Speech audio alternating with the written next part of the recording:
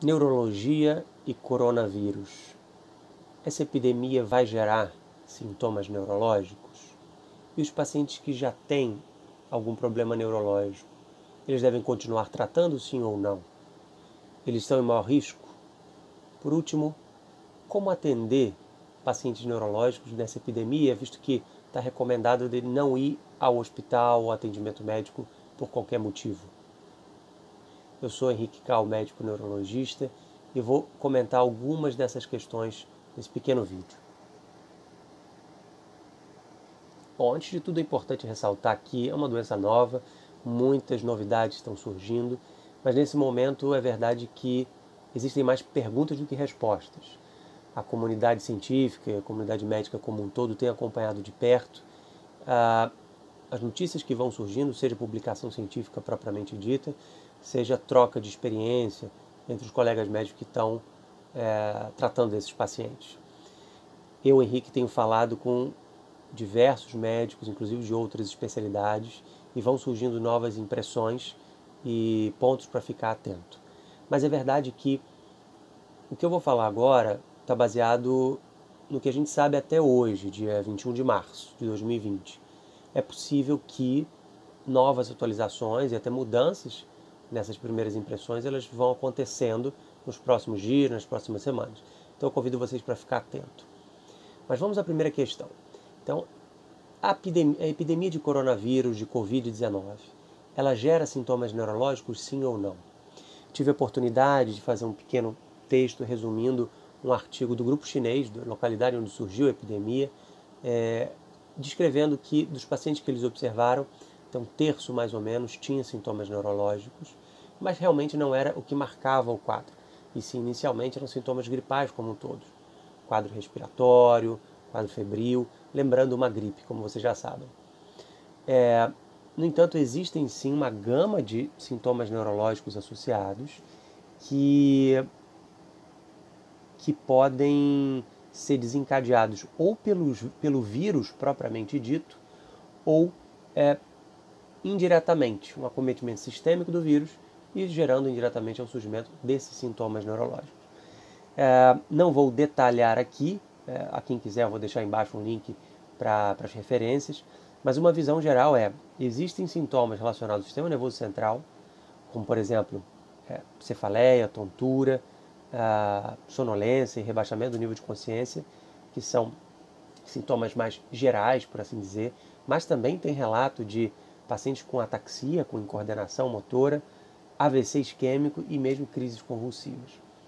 Além disso, dentro ainda desse um terço dos pacientes, uma quantidade menor apresentou possíveis sintomas relacionados ao sistema nervoso periférico, como por exemplo anosmia, ou seja, hiposmia, anosmia, dificuldade do olfato, e a Sociedade de Otorrino tem comentado isso cada vez mais, inclusive aparecendo em alguns pacientes até sem os sintomas respiratórios gripais típicos, e também alteração no paladar, né? Hipogeusia, perdão. Bom, por último, os sintomas algo neurológicos, né, relacionados ao sistema nervoso central, mais musculares, né, mialgia, dores musculares, tem surgido em alguns pacientes também. Então, não tem relato ainda de encefalites, ou seja, infecção do sistema nervoso central, bem documentada. Existe relato de um paciente de 50 e poucos anos na China, mas foi um relato apenas de um site do Partido Chinês. Isso não está documentado, não tem detalhes de exame, mas de fato nesse paciente parece que identificaram o vírus no líquor, na coleta da punção lombar. Ainda não tem relato também de síndrome de Guillain-Barré ou outros acometimentos do sistema nervoso periférico. Mas uma revisão recente, também no PebMed, mostrou, baseado inclusive em alguns estudos in vitro e fazendo uma revisão dos outros tipos de coronavírus, mostra o potencial neurotrópico do vírus, ou seja, pode ter invasão no sistema nervoso central e periférico. Então, provavelmente, nas próximas semanas, nos próximos meses, vão trazer notícias de ou acometimento agudo ou tardiamente surgindo questões neurológicas relacionadas após resolução do quadro inicial agudo da infecção do coronavírus. Bom, a segunda questão é o que fazer com os pacientes que previamente já possuem diagnóstico de algum problema neurológico. Certamente esses pacientes estão em mais risco, né? Quem tem um quadro, por exemplo, de Alzheimer, Parkinson, ou mesmo algumas doenças neurológicas autoimunes, como miastenia graves, esclerose múltipla, existem mais riscos de uma possível evolução ruim nesses pacientes, um mau prognóstico, né? Então, nesses pacientes, mais ainda do que na população em geral, está recomendado sim aqueles dois grandes grupos de medidas, que são as medidas de higiene e o isolamento social. De maneira concreta, o que pode acontecer nesses pacientes é, porque surge, se eles pegarem infecção, acontecer alguma piora dos sintomas neurológicos prévios, né? Então, de maneira bem geral, o cérebro desses pacientes, o sistema nervoso, ele é um pouco mais vulnerável a agravos desse tipo, e não só pelo coronavírus. A gente sabe que qualquer infecção ou qualquer descompensação não neurológica em pacientes que possuem quadro neurológico, por exemplo, uma desidratação, um distúrbio eletrolítico, né, um sódio e potássio mais alto, mais baixo, pode fazer uma piora no quadro prévio. Mas eu queria comentar especialmente no caso da esclerose múltipla e outras doenças neuroimunes em geral. O que deve se fazer nesses pacientes? Alguns perguntam se é preciso suspender a medicação imunossupressor, imunomodulador que eles usem, porque, poxa, será que eles vão ficar mais vulneráveis, uma vez que essas medicações mexem no sistema imunológico?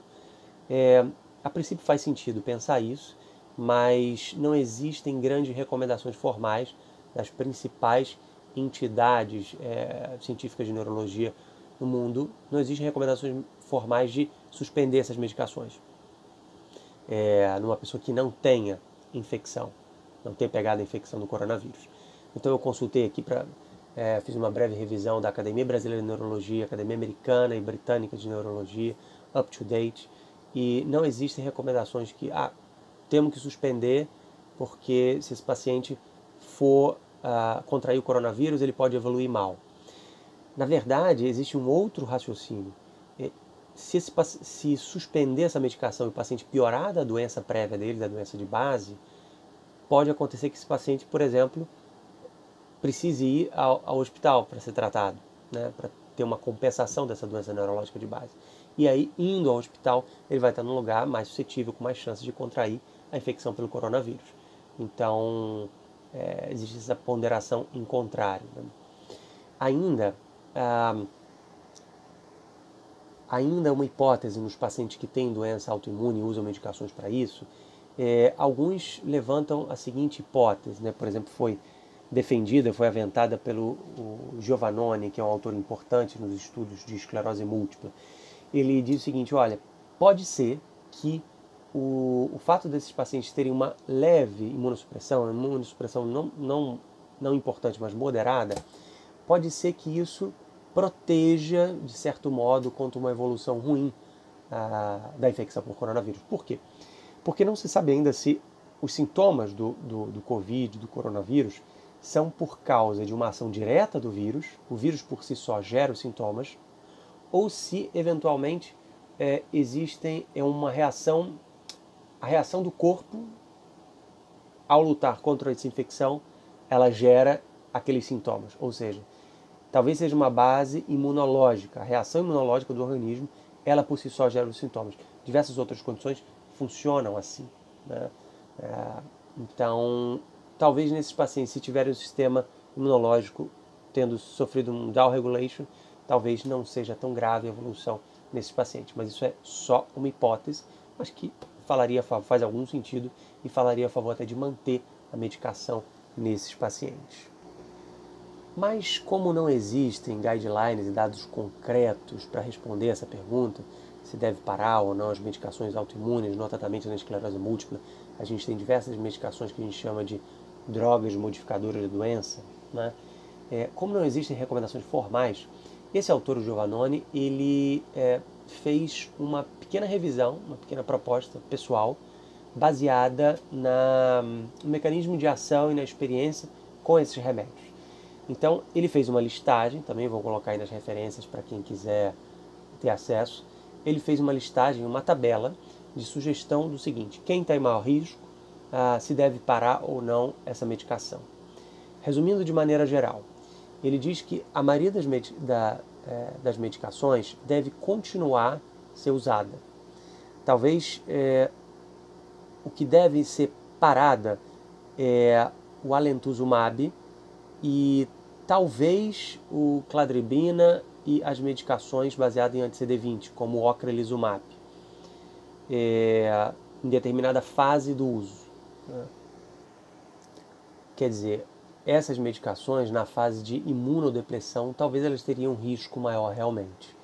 E elas poderiam ser, alguém poderia pensar em parar essas medicações. E são também as medicações em quem que oferece maior risco, né? Um risco intermediário estaria em relação ao fingolimod, ao ocrelizumab e a cladribina. E as outras medicações provavelmente têm um risco menor, ou seja, os interferons, glatiramer, teriflunomida e o dimetilfumarato, assim como o natalizumab. Essa é a impressão desse autor.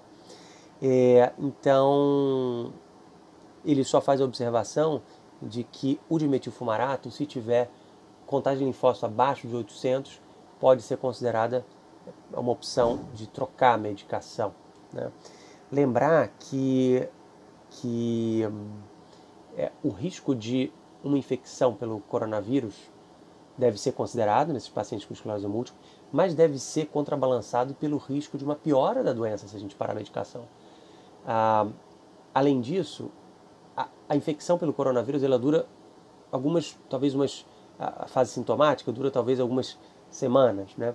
Enquanto que muitas das medicações, se a gente parar o uso delas, a ação delas permanece no organismo, dependendo da medicação, por muitas semanas.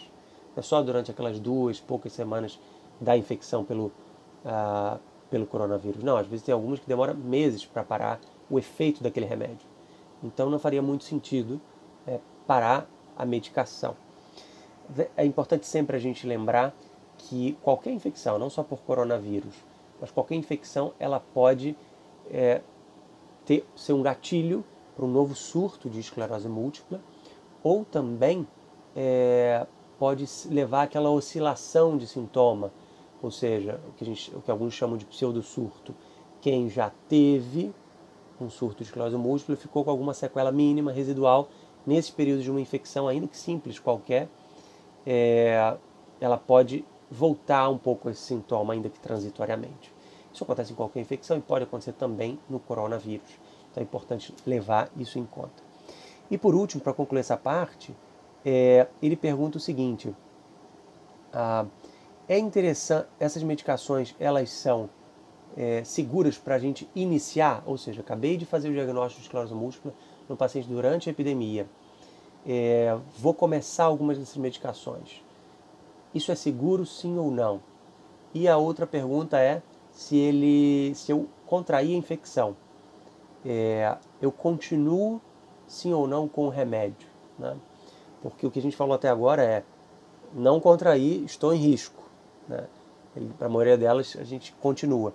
Mas respondendo essas perguntas, provavelmente são seguras a maioria das medicações para começar durante a epidemia, tá? É a opinião desse autor, a não ser basicamente o alentuzumab, o mitoxantrone, que se usa muito pouco.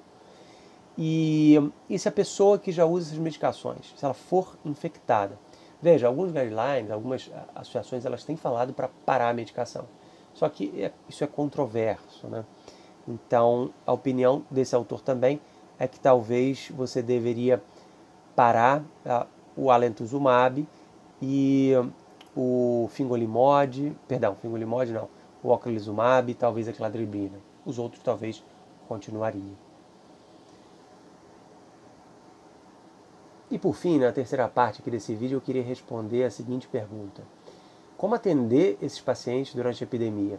A gente sabe que existe recomendação de não ir ao hospital por qualquer motivo, nem ao consultório médico. Aqui no Rio, já foi recomendado que não haja consultas médicas ambulatoriais eletivas, né?